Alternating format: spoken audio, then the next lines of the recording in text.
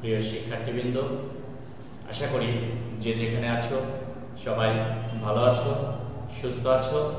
সবার সার্বিক সুস্থতা ও মঙ্গল কামনা করি। তোমরা অবগত আছো যে বর্তমান করোনা পরিস্থিতিতে আমাদের শ্রেণীকক্ষের পাঠদান সাময়িকভাবে বন্ধ আছে, বাট সৃষ্টি শিক্ষা পরিবার বিশ্বাস করে তোমাদের সকল কার্যক্রম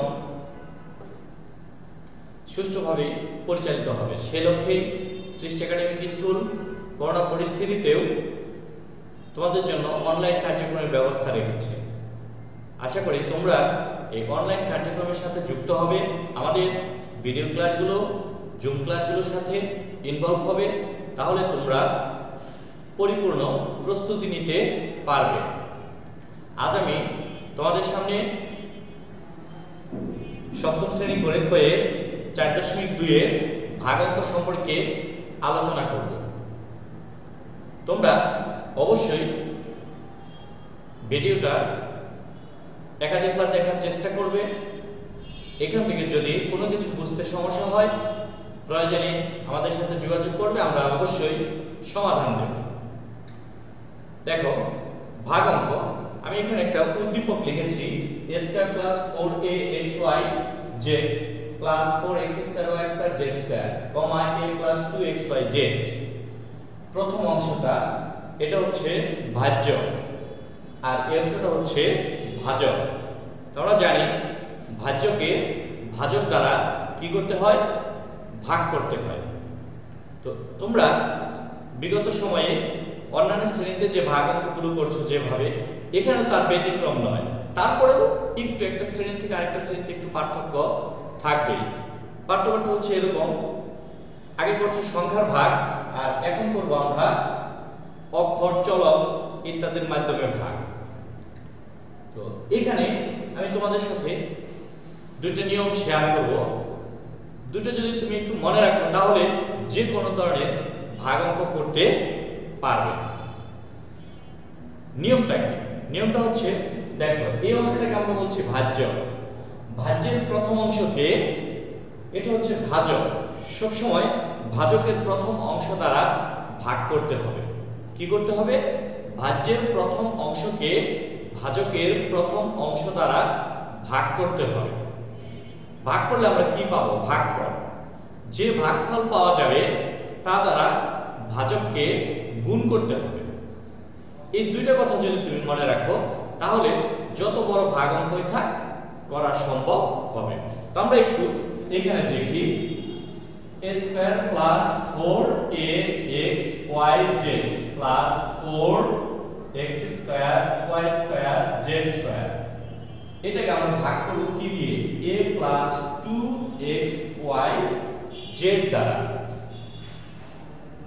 এটা দ্বারা কি করব? এই অংশটাকে ভাগ করব। তাই বলছিলাম ভাজ্যের প্রথম অংশকে, কাকে? ভাজ্যের প্রথম অংশকে। তাহলে ভাজ্যের প্রথম অংশ কত আছে? a square. ভাজকের প্রথম অংশ দ্বারা, ভাজকের প্রথম অংশ কি আছে? a। কি করতে হবে? ভাগ করতে হবে। তো আমরা দেখো এখানে যদি দেখি, a স্কয়ার কে a দ্বারা ভাগ করলে একটা কি হয়? একটা a হয়। তাহলে আমরা এই এটাকে কি করব? এখানে লিখব। তাহলে ভাজ্যের প্রথম অংশকে ভাজকের প্রথম অংশ দ্বারা কি করছি? ভাগ করছি। a স্কয়ার কে দ্বারা ভাগ করে কি পাইছি? একটা a পাইছি। এটা হচ্ছে ভাগফল। এই ভাগফল দ্বারা সম্পূর্ণ ভাজককে, এখানে যতগুলো অংশ থাকবে, একটা, দুইটা, তিনটা, যতগুলো অংশ থাকবে সবাইকে গুণ করতে হবে। তাহলে দেখো, আমরা যদি গুণ করি কি দাঁড়ায়? a দিয়ে a কে যদি গুণ করি তাহলে হয়ে যাবে a স্কয়ার প্লাস a দিয়ে যদি 2xyz কে গুণ করি তাহলে কি হবে? 2axyz। আমাদের গুণ হয়ে গেল। এখন আমরা সচরাচর যেরকম বিয়োগ করি উপর থেকে নিয়ে নিচের অংশ, এখনো সেই বিয়োগ করব। বিয়োগের ক্ষেত্রে আমাদের মনে রাখতে হবে বীজগণিতের ক্ষেত্রে চিহ্ন পরিবর্তন হয়। কি হয়? চিহ্ন পরিবর্তন হয়। চিহ্ন পরিবর্তন মানে হচ্ছে এটা আছে প্লাস হয়ে যাবে মাইনাস, এখানে আছে প্লাস, এটা হয়ে যাবে মাইনাস। অর্থাৎ প্লাস থাকলে মাইনাস হয়, মাইনাস থাকলে প্লাস হয়। এখন আমরা উপর অংশ থেকে নিচের অংশটাকে বিয়োগ করব। কি করব? বিয়োগ করব। দেখো a স্কয়ার থেকে a স্কয়ার বিয়োগ করলে কোনো কিছু থাকে না। 4axyz এটা থেকে 2axyz বিয়োগ করলে আমাদের একটা 2axyz অবশিষ্ট থাকে। অর্থাৎ 4 থেকে 2 বাদ দিয়েছি, 2 আছে। তোমরা এমনি যেরকম অঙ্কের ক্ষেত্রে ডান পাশ থেকে একটা সংখ্যা কেটে এনে নামাতে, এখনো সেই ধরনের ডান পাশের অংশটাকে আমরা কেটে এনে নামাবো। অর্থাৎ 4x square y square z square.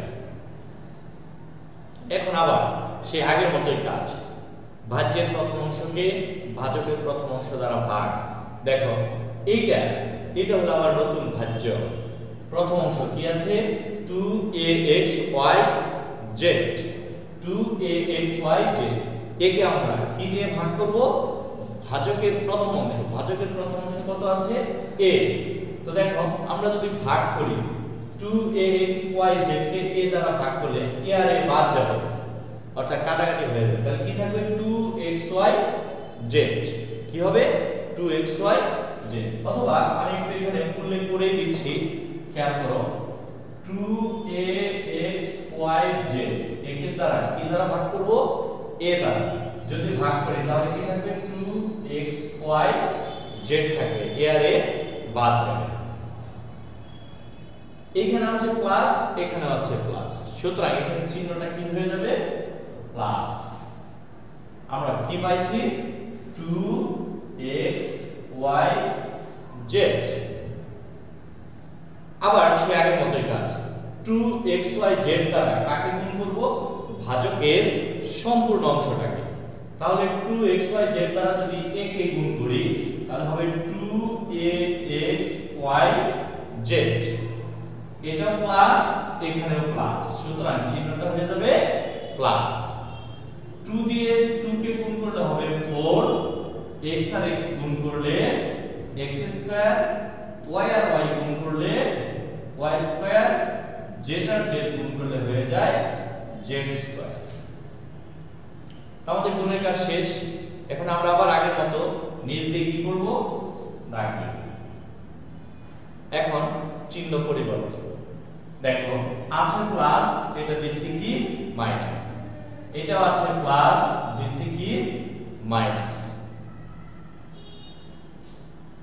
উপর অংশ থেকে নিচের অংশ কি করতে হবে? বিয়োগ করতে হবে। দেখো এখানে আছে 2axyz, নিচে আছে 2axyz। তাহলে দুইটা থেকে দুইটা বাদ দিলে আর কোনো কিছু থাকবে না। এখানে আছে 4x square y square z square, তার থেকে বাদ যাবে 4x square y square z square. যদি বাদ দেই এখানেও কি হবে? কোনো কিছু অবশিষ্ট থাকবে না। যদি না থাকে তাহলে আমাদের এটা দাঁড়াবে কি? j। তাহলে আমরা এখানে ভাগফলটা কত পেলাম? a + 2xyz। তো আমাদের ভাগ করা শেষ, নিঃশেষে বিভাজ্য হয়ে গেছে। তাহলে আমরা এখানে লিখতে পারি, সুতরাং নির্ণেয় ভাগফল। নির্ণয় কি লিখবো? ভাগফল সমান a + 2xyz। তাহলে আমরা ভাগফলটা কি পেয়ে গেলাম? a + 2xyz। তো এইভাবে আমরা কি করব? ভাগ করব। আমি নিয়ম দুটো আবার একটু উল্লেখ করছি। যত বড় ভাগের অঙ্কই থাক, মনে রাখবে ভাজ্যের প্রথম অংশকে ভাজকের প্রথম অংশ দ্বারা ভাগ করতে হবে। ভাগ করলে যে ভাগফল পাওয়া যাবে তা দ্বারা সম্পূর্ণ ভাজককে গুণ করতে হবে। সকল ক্ষেত্রে এই নিয়ম প্রযোজ্য। তো ধন্যবাদ সবাইকে। তোমরা সবাই অবশ্যই বর্তমান পরিস্থিতিতে সর্বোচ্চ চেষ্টা করবে বাসাতে অবস্থান করার জন্য। ধর্মীয় অনুশাসনগুলো মেনে চলবে। বাবা মাকে, বড় ছোট যে যেখানে আছে সবাইকে আদর, স্নেহ, ভালোবাসা, সম্মান সবকিছুর মাধ্যমে নিজেদের সুসম্পর্ক বজায় রাখবে। আমি আবারও বলছি, যদি তোমাদের কোনো জায়গাতে কোনো কিছু বুঝতে সমস্যা হয় তাহলে আমাদের সংশ্লিষ্ট টিচারদের সাথে যোগাযোগ করবে। তোমাদের যে কোনো বিষয়ের সমাধান আমরা অবশ্যই দেওয়ার চেষ্টা করব।